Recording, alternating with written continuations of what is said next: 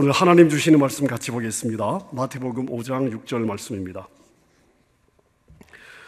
오늘은 산상수훈의 말씀인데 마태복음 5장 6절 우리 한 절 말씀입니다. 한 절 말씀 우리 찾으셔서 제가 읽도록 하겠습니다. 5장 6절 말씀입니다. 의에 줄이고 목마른 자는 복이 있나니 그들이 배부를 것이며. 다시 한번 읽습니다.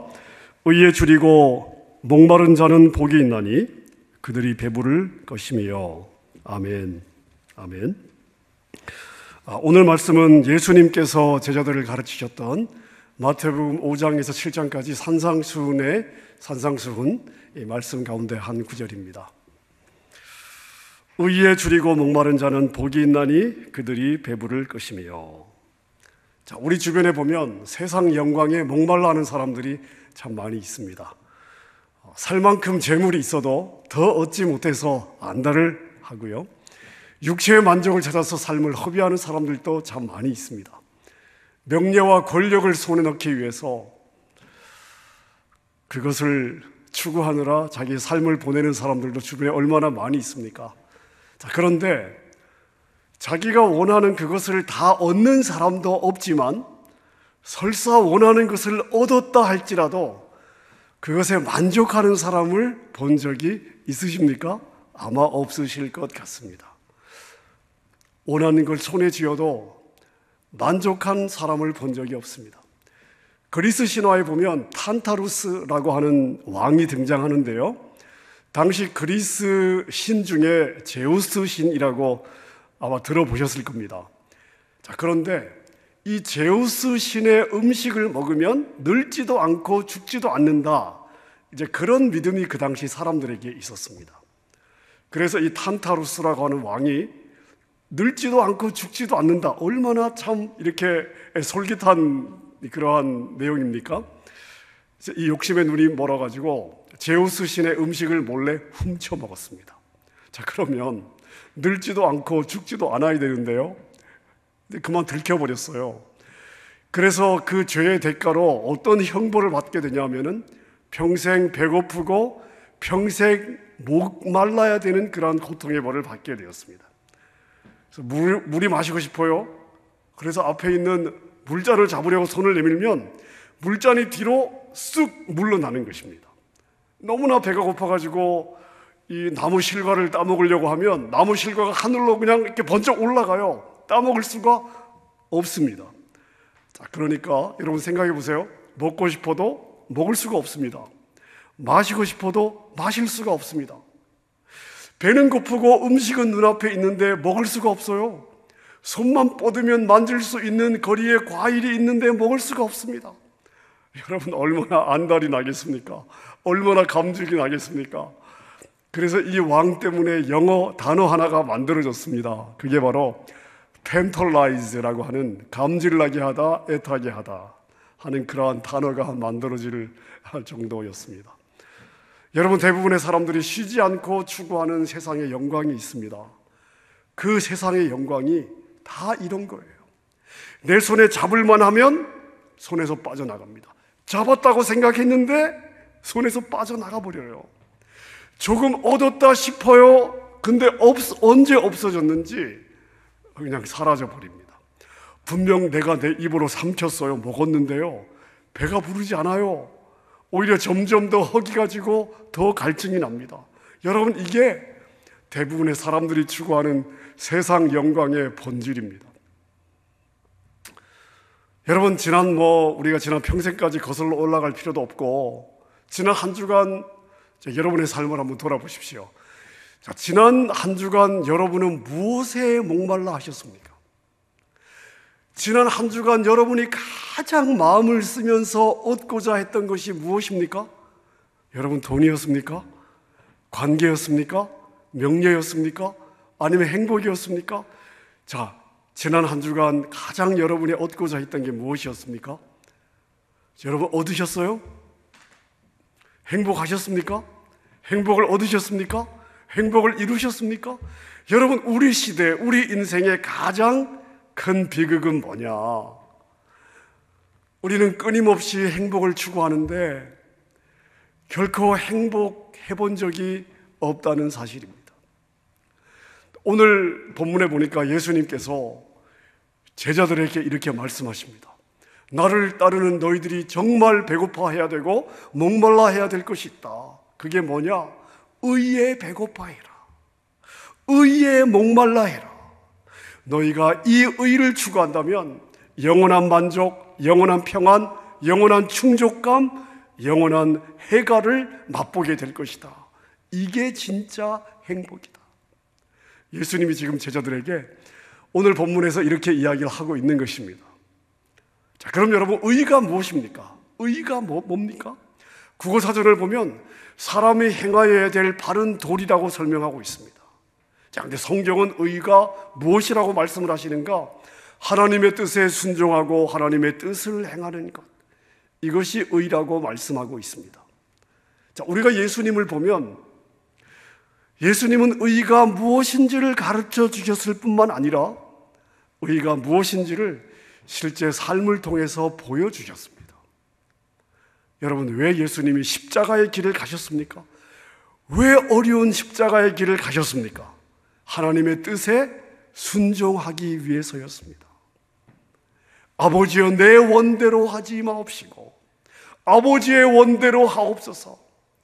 예수님은 하나님의 뜻에 순종하는 것에 목숨을 걸었습니다. 십자가의 길을 왜 가셨습니까? 그 길이 하나님의 뜻이었기 때문에, 그 하나님의 뜻이었기 때문에 순종했던 것입니다. 여러분, 의에 줄이고 목마른 사람에게는 몇 가지 특징이 있습니다. 의에 줄이고 목마른 사람들은 무엇보다 영혼에 관심이 많습니다. 자, 그럼 영혼의 가치는 무엇이냐? 하나님과의 관계에 달려 있는데, 그래서 이것을 아는 사람은 하나님과 바른 관계, 하나님과 투명한 관계, 하나님과 깊은 관계에 관심을 갖습니다.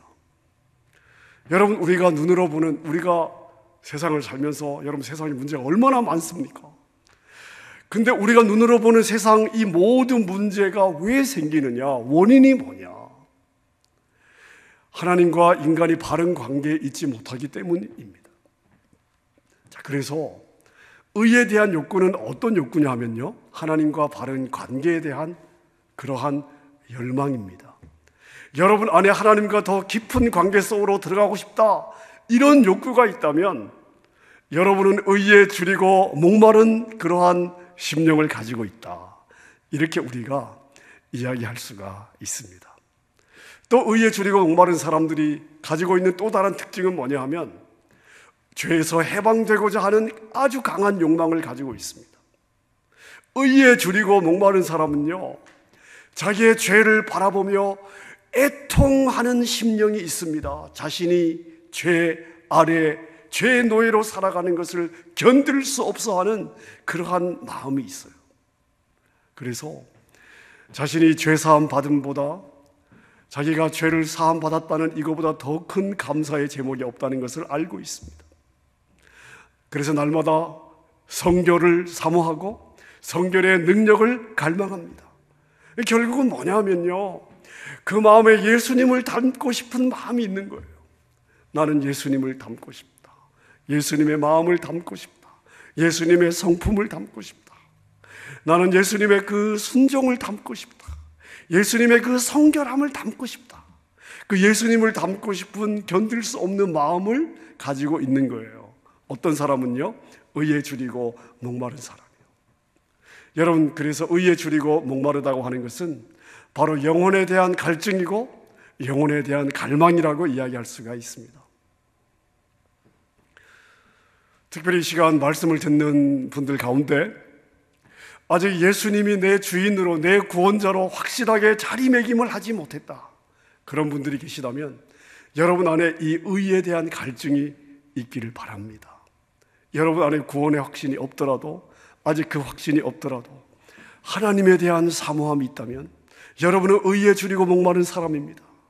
여러분이 이 사모함을 가지고, 이 의에 대한 목마름과 줄임을 가지고 하나님 앞에 나가면 하나님은 여러분의 사모함을 만나주시고 채워주실 줄로 믿습니다.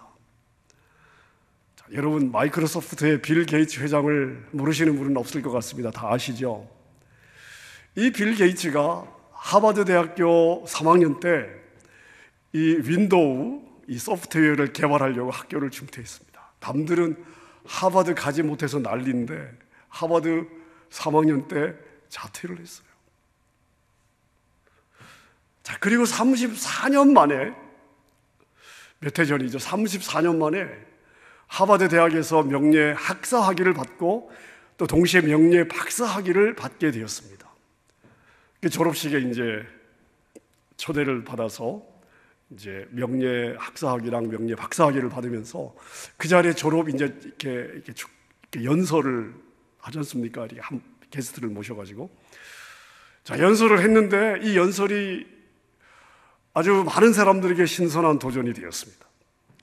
빌 게이츠가 하버드를 중퇴할 때만 해도요, 자기는 뭐 가정도 괜찮았고 세상이 불평등하다 하는 이런 것을 자기는 몰랐다는 것입니다.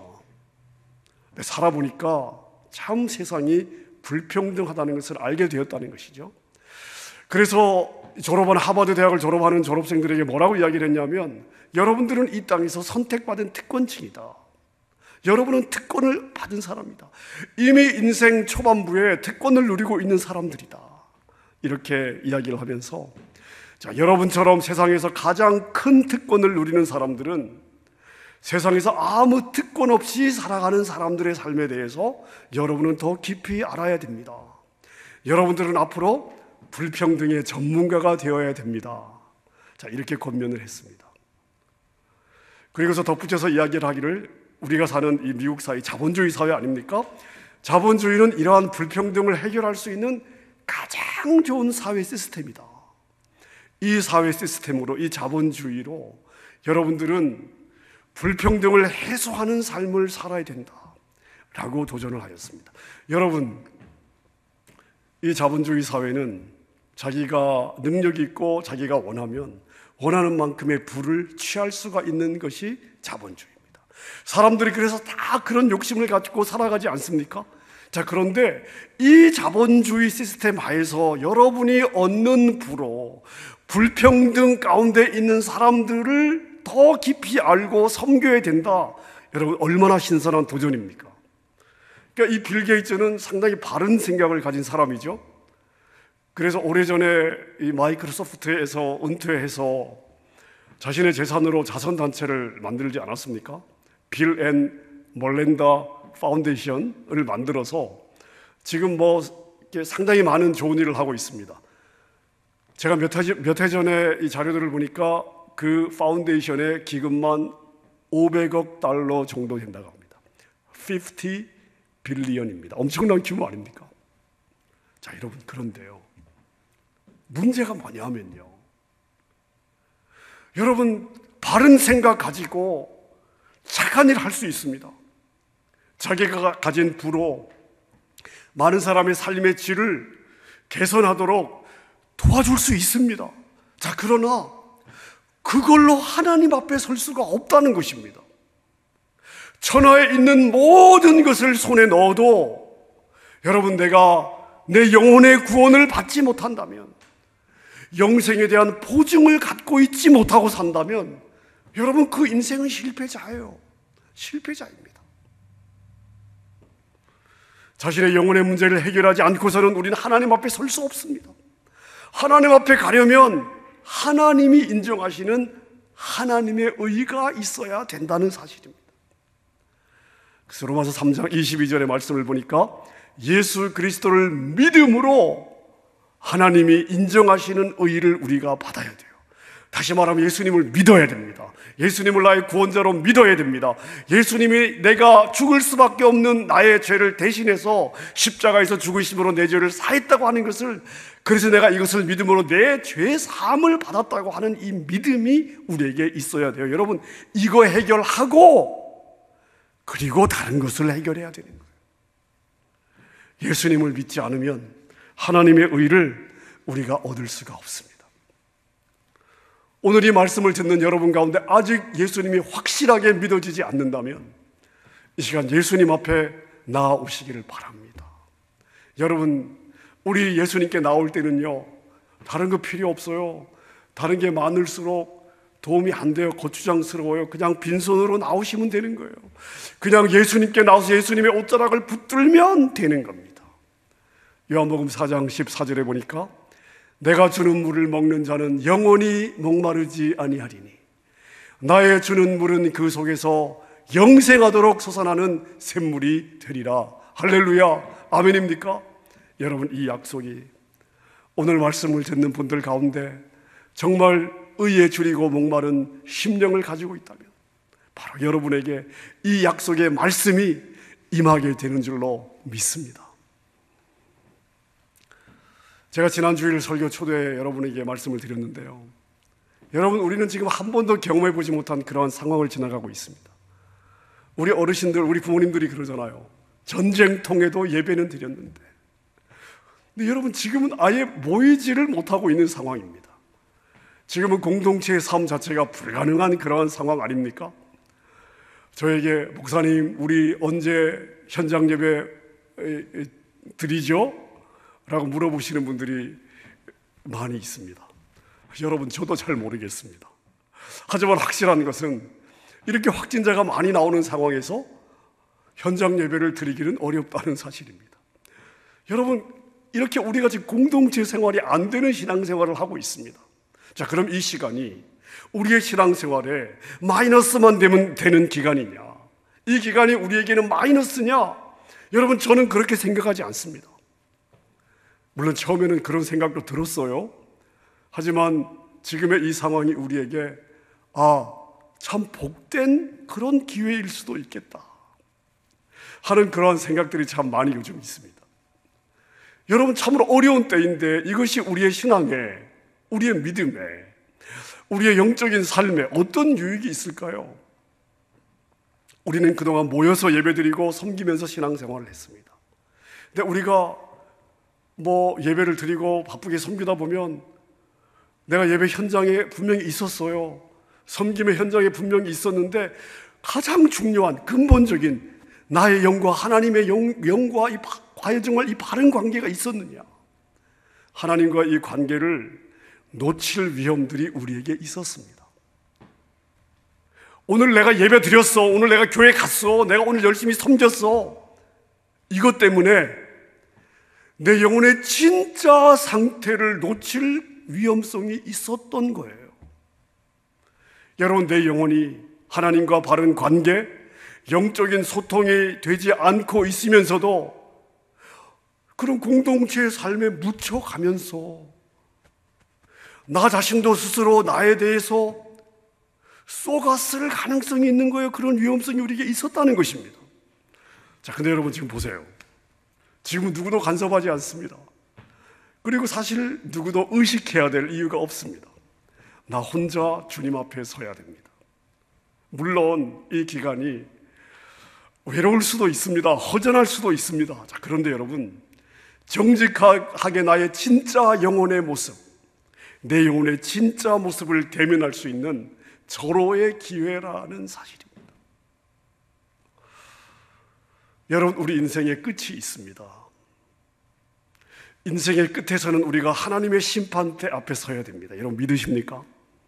한 번 죽는 것은 정하신 것이요, 그 후에는 심판이 있어요. 자, 여러분, 그때 우리가 주님 앞에 섰을 때, 그 마지막 때에 우리가 주님 앞에 섰을 때 하나님은 우리를 무엇으로 평가하실까요? 직분으로 인정해 주시겠습니까? 섬김으로 인정해 주시겠습니까? 야, 김 목사, 너는 목사였으니까 내가 인정해 줄게. 아니요, 여러분, 아닐 것입니다. 자, 그러면 하나님은 무엇으로 우리를 평가하실까요? 바로 하나님과 어떤 관계 속에서 살았는가? 하나님과 바른 관계 속에서 내가 하나님의 뜻대로 살았는가? 하나님의 뜻을 분별하고 하나님의 뜻을 이루는 삶을 살았는가? 하나님께 순종하는 삶을 살았는가? 여러분, 이것으로 나를 평가하실 것입니다. 여러분, 이거 아세요? 맛을 모르면 아예 땡기지를 않아요. 그렇죠? 맛을 모르면 그것을 먹고 싶은 욕구 자체가 생기지 않습니다. 맛을 알면요, 더 먹고 싶습니다. 하나님과의 교제도 마찬가지예요. 하나님을 알아가는 그 맛, 하나님과 동행하는 그 맛, 하나님의 은총의 날개 아래 거하는 그 맛, 여러분 그 맛을 알면 알수록 우리 안에 더 간절한 목마름이 생긴다는 거예요. 자, 여러분, 우리 영혼이 의를 향한 목마름으로 하나님과의 깊은 교제로 들어가야 되는데 이것을 방해하는 요소들이 있습니다. 물론 악한 세력들이 우리의 어떤 그 영적인 어떤 그 목마름들을 무디게 만들어요. 예, 악한 영들이 분명히 방해가 될 것입니다. 자, 근데 우리를 더 끈질기게 방해하는 요소가 있습니다. 그게 뭐냐면요, 바로 우리 안에 있는 상한 마음이에요. 상처받은 마음. 여러분 안에 상한 마음이 있고 상처받은 마음이 있는데 이것이 치유되지 않고 치료받지 않고 신앙생활을 한다면 하나님과의 건강한 관계, 하나님과의 친밀한 교제를 방해하는 가장 큰 요소가 무엇이냐? 바로 그러한 부분입니다. 여러분, 제가 작년 가을에 건강한 자아상에 대해서 몇 개월 동안 설교를 했죠. 기억나십니까? 자, 제가 건강한 자아상이란 주제로 설교를 하면서 제가 왜 이 주제로 설교한다고 이야기를 드렸습니까? 왜? 우리가 이 부분을 다루는 이유가 뭐냐? 이 김 목사가 이 긴 몇 개월 동안에 이 주제로 함께 말씀을 나누는 이유가 뭐냐? 여러분 기억이 나십니까? 내면에 상처가 많은 사람은요, 자기 자신과 건강한 관계가 잘 세워지질 않아요. 자기 자신과 건강한 관계를 세울 수 없는 사람은 하나님과 건강한 관계를 세우는 게 어렵습니다. 자, 여러분 보세요. 하나님과 바른 관계는 우리 신앙생활의 기초 중에 기초인데 영적인 갈망도 여러분의 내면이 건강해야 가능한 거예요. 여러분, 제가 오늘 이 주제로 또 설교할 마음은 없습니다만은 여러분, 그래서 제가 여러분에게 부탁드리고 싶은 게 있습니다. 여러분 중에 내면에 상처가 많은 분들이 있어요. 여러분, 이 기간 동안에 내 안에 나를 힘들게 하는 상황마다 나의 마음을 우울하게 만드는 하나님과의 관계를 방해하는 나의 상처는 무엇인가? 여러분, 자신의 상처와 대면하는 게 쉬운 일은 아닙니다. 하지만 그 상처의 원인이 무엇인지 한 번쯤은 대면할 필요가 있습니다. 내가 그것을 회피한다고 해서 상처가 치유되는 게 아니에요. 우리가 그동안 너무 바빠가지고 여러분, 내 자신의 속사람, 내 내면과 대화할 기회가 없었지 않습니까? 내 내면을 돌아볼 수 있는 기회가 없이 달려왔지 않습니까? 여러분, 지금이야말로 바로 내 자신과 대면할 수 있는 절호의 기회가 아닙니까? 상처를 대면하고 필요하면 여러분 그 상처를 치료하는 데 도움이 되는 책들을 여러분 한번 읽어보세요. 저한테 요청하면 제가 책을 빌려드릴 수도 있습니다. 여러분 자신을 대면하셔야 돼요. 여러분 안에 치유받지 못한, 치유되지 않은 상처들이 있다면 상처를 회복하고 여러분의 자아상이 건강하게 회복될 때에 여러분 안에 더 깊은 영적인 목마름이 생기고 여러분이 그 목마름을 가지고 하나님 앞에 나아가 오늘 약속하신 대로, 우리 주님이 약속하신 대로 배부르리라. 의에 줄이고 목마르면 내가 채워주리라. 이 은혜를 경험할 수 있습니다. 자, 또한 의에 줄이고 목마른 이 영적인 갈망을 위해서 여러분, 제가 오늘 여러분에게 몇 가지 기도의 제목을 좀 드리고 싶습니다. 여러분이 이 기도의 제목을 기억하시고 여러분이 이 기도의 제목을 가지고 좀 기도를 하시면 좋겠어요. 에베소서 1장 17절입니다. 지혜와 계시의 영을 부어주셔서 날마다 하나님을 더 깊이 알아가게 해주십시오. 하나님, 나에게 지혜와 계시의 영을 부어주십시오. 날마다 하나님을 더 깊이 알아갈 수 있도록 나의 여정을 인도해 주십시오. 에베소서 3장 16절에 보면 바울 사도가 성령의 능력으로 나의 속사람을 강건케 하옵소서 이렇게 기도하고 있습니다. 여러분, 이 기도의 제목을 여러분의 기도의 제목을 한번 삼아보세요.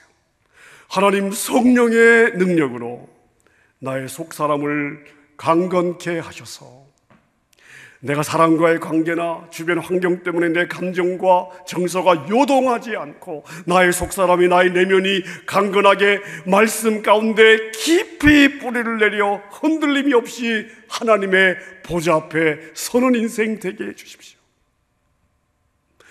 또 에베소서 3장 17절과 18절에 이런 기도의 제목이 있습니다.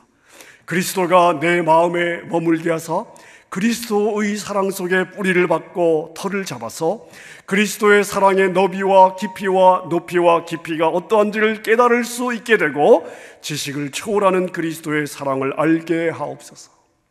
여러분, 결국 나의 마음에 의에 줄이고 목마른 심령이 되는 것은 내가 그리스도의 사랑을 더 알아갈 때입니다. 여러분, 이것을 여러분의 기도의 제목을 한번 삼아 보십시오. 그리고 마지막으로 출애굽기 33장 18절에 보니까 모세가 시내산에서 하나님께 간구하는 기도의 제목이 있습니다. 여호와여, 나에게 여호와의 영광을 보여 주옵소서. 여러분, 영적 갈망에 대한, 하나님에 대한 하나님을 향한 목마름의 마지막 그 사모함이 바로 여호와여, 나에게 여호와의 영광을 보여 주옵소서. 주여, 내가 하늘 영광 보고 싶습니다. 아멘입니까? 말씀을 정리하겠습니다. 여러분, 의에 줄이고 목마른 심령은 어떤 심령이냐? 복된 심령이에요. 만약 우리 안에 의에 줄이고 목마른 마음들이 있다면 여러분은 이미 복받은 인생인 줄로 믿으시기를 바랍니다. 우리 안에 이런 갈망이 있어야 돼요. 이런 사모함이 있어야 돼요. 사슴이 시냇물을 찾듯이 하나님을 향한, 하나님의 뜻을 향한, 하나님의 뜻을 이루고자 하는 마음에 그러한 갈망들이 있어야 돼요. 여러분, 그리고 우리가 하나님을 갈망하면 하나님은 반드시 만나주시고 채워주시리라 믿습니다. 이 갈망이 채워질 때 여러분, 이것이 우리에게는 감당이 안 되는, 표현이 안 되는 기쁨이 되고, 여러분, 이게 바로 행복인 줄로 믿습니다. 그러기 위해서 여러분의 내면의 상처를 한번 돌아보세요. 상처를 돌아보세요. 말씀으로 여러분 자신을 위로하시고 여러분 자신을 여러분 축복하십시오. 건강한 내면을 회복하도록 여러분의 상처받은 마음을 주님 앞에 가지고 나가세요. 여러분 자신과 건강한 관계를 세울 때에 하나님과 더 깊은 관계를 갈망할 수가 있습니다. 그리고 여러분 기도하실 때, 여러분 기도 제목 많으시잖아요. 여러분 기도하실 때 땅의 기도의 제목 급하죠. 근데 땅의 기도 제목만 가지고 기도하지 마시고 여러분의 기도의 서두에 이런 영적인 갈망을 놓고 여러분 먼저 한번 기도해 보십시오. 이것이 먼저 기도가 되잖아요. 여러분, 그러면 땅의 기도의 제목도 훨씬 더 확신을 가지고 능력 있게 구할 수 있습니다. 어떤 영적인 갈망을 놓고 기도해야 됩니까? 제가 조금 전에 말씀드린 것처럼 하나님 지혜와 계시의 영을 부어주셔서 날마다 하나님을 더 깊이 알아가게 해주십시오. 성령의 능력으로 나의 속사람을 강건케 붙잡아 주십시오. 그리스도의 사랑에 뿌리를 받고 털을 잡아서 그리스도의 그 사랑을 날마다 더 깊이 알아가게 해 주십시오. 하나님의 영광을 보여주십시오. 아멘입니까? 사랑하는 여러분, 우리가 주님 앞에 섰을 때, 여러분, 우리가 지금 걱정하는 땅의 것들, 우리가 염려하는 땅의 일들, 내가 가지지 못해서 아쉬워하는 여러분, 그런 것들은 전혀 문제가 되지 않을 거예요. 여러분, 내가 지금 이렇게 살아서 20년, 30년 후에 하나님 앞에 섰을 때 과연 하나님이 지금 내가 이렇게 사는 나의 삶의 모습을 가지고 하나님이 칭찬하실까요? 여러분, 어떠십니까? 여러분, 그때 우리가 후회하면 안 되잖아요. 나는 하나님 앞에 칭찬받도록 살고 있는지 마지막 때에 가서 나는 과연 이렇게 살아서 칭찬받을 수 있을까? 여러분, 후회하는 일이 없어야 되지 않겠습니까? 하늘의 법칙은 이렇습니다. 여러분이 지금까지 얼마나 받으셨든지 상관없습니다. 너에게 이미 그만큼 있는데 또 은혜를 달라 하냐? 하나님은 여러분 그렇게 핀잔하지 않습니다. 있는 자는 더 받아 부유하게 되고, 있는 자는 더 받아 부유하게 되고, 없는 자는 있는 것까지 빼앗기리라. 여러분, 이것이 바로 하늘의 비밀인 줄로 믿으시기를 바랍니다. 날마다 하나님을 향한 갈망을 가지고 주님 보좌 앞에 나아가 보좌로부터 부어주시는 생수를 마시고 깊은 하나님과의 교제로부터 얻는 기쁨과 행복이 날마다 여러분의 삶에 그득그득 충만하기를 주님의 이름으로 축원합니다.